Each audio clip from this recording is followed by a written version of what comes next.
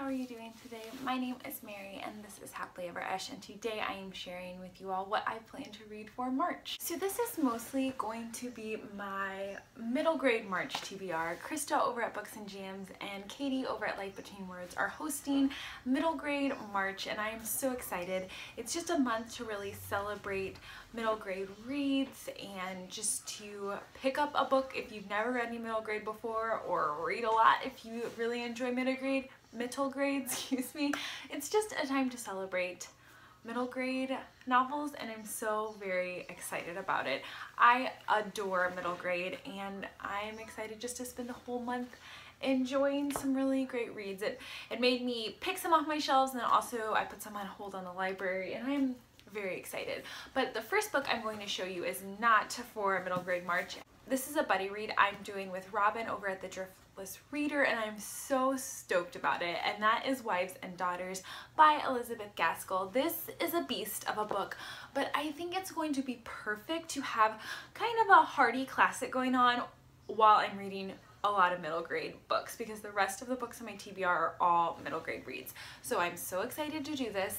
I plan on reading it over the whole entire month of March. I'm not exactly sure what Robin's plans are, but we do want to be able to chat about this together, and I'm very excited. I read North and South last year and absolutely adored it, and I'm so ready to get to this one because people who love Elizabeth Gaskell usually say that this is their favorite. So I'm very, very excited. I think if I read about 25 pages a day, I will have the book completed by the end of March, and I think that's very doable to break up such a big tome into little digestible chunks. So I will be starting this on March 1st, and I am so excited about it. So the rest of the books are all for middle grade March. They do have some challenges for the month, and I do have books that kind of fit in each of the challenges, so I'll just share them as they would correspond with the challenges. But I picked a lot of these out before I knew what they were. They just fit in very nicely, so that was exciting. So the first challenge is an award-winning novel, and I have a couple for that. The first is The Lie Tree, and this is by Frances Harding. This won the Costa Book of the Year in 2015, which is really cool for a middle grade novel to do that, as that award isn't just specific for middle grade, so I think that says a lot about this book. I'm going to read you the back because I don't know a ton about it, but the little blurb says, "The leaves were cold and slightly clammy. There was no mistaking them. She had seen their likeness painstakingly sketched in her father's journal. This was his greatest secret, his treasure and his undoing, the tree of lies. Now it was hers, and the journey he had never finished stretched out before her." I think this is something to do with the tree and lying, the lie tree, but I really don't know a ton about this.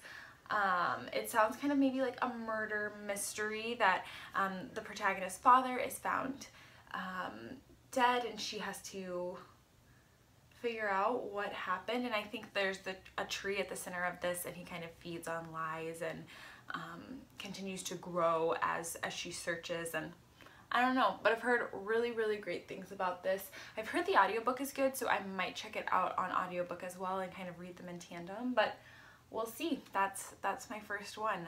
It sounds a little dark for a middle grade, but I don't know. We shall see. Next, for the award winners, I have The Girl Who Drank the Moon. This won the Newbery Medal, and this is a buddy read for middle grade March. Katie and Krista both plan on reading this book and then chatting about it. I think they'll have like a live on Instagram where they chat about this, so I'm really excited about that, and I think it will be fun to read the kind of token book for middle grade March. But this story follows a village, and every year they sacrifice a baby girl or boy, I'm not exactly sure, but to the woods, because there's this witch that lives in the woods, and they think that they need to sacrifice these babies to kind of appease her so she doesn't attack the village. But it turns out that this witch keeps finding these babies and really doesn't understand why they're being left, so she takes them over to the other village to be raised, and she feeds them starlight to keep them alive until she can get them to a good home in a new village. But one year this baby is left, and she accidentally feeds the baby girl moonlight, and moonlight has more magical powers, and it turns this little girl into a witch, and she now has magical powers, and I think we're following this girl's story. I think that sounds so magical, so fun, and I'm really excited. I don't think I said, but this is by Kelly Barnhill. I've never read anything by this author before, but she's written another book that was an award winner, so I'm excited to try her out, and this just sounds so magical. So very excited about this. And if you want to read it too, you can join in like the little buddy read for middle grade March. And the next book I have on my TBR fits the adaptation. I haven't heard great things about the movie, so I don't know if I'm actually going to watch it, but there is an adaptation, and that is The Golden Compass by Philip Pullman. This is the first book in his Dark Materials series, and I'm really excited about this book. This book follows Lyra, who's kind of in a magical school, and I think all is well until her uncle shows up and there's some problems, they gotta solve them, but it sounds very magical, very fantastical. And this is such a beloved middle grade series. It's a book that seems to really stick with people, so I'm very interested to read this as an adult and see if it affects me the same way it's affected people who have been reading it for a really long time now. So I don't know, I just kind of had an itching to pick this up, and I was planning to do it in February, but thought I would hold off and fit it in for middle grade March. So very excited to start the series. Next is a childhood favorite, and for that I picked the next book in the series Unfortunate Events that I'm due to read, and that is The Carnivorous Carnival. I had started rereading these books a couple years ago and then have just not kept on, and I want to continue on. So this is the 9th book. These are definitely some of my favorites as a child, and I love them. It follows the 3 Baudelaire orphans who are being bounced from home to home and trying to evade Count Olaf, who wants to kill them or send them off so he can have their fortune. So they're really fun. They're starting to get more into the mystery. I really like how this series kind of grows with readers and the plot gets a little more involved as the series continues, and I think that's really great for readers as they continue to grow. And I love these books. They give me so many warm, fuzzy, nostalgic feelings, and I'm really excited to continue on. They're really quick reads for me, so it'll be a nice little refresher in the month. Next is a middle grade classic, and for that I'm also rereading these books, and so this also could count as a childhood favorite, and that is Little House on the Prairie by Laura Ingalls Wilder. I read Little House in the Big Woods in December, I think, and loved it, and just decided I wanted to continue on rereading all of the books in the Little House on the Prairie series. This is the next one.